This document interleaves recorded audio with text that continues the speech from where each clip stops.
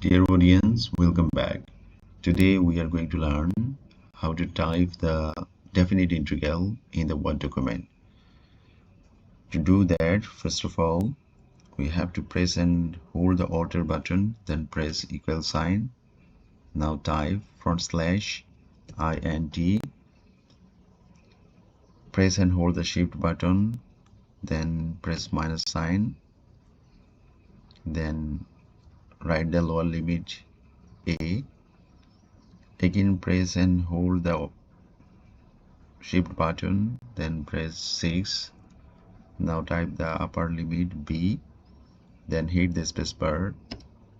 Now in the box type f of x dx.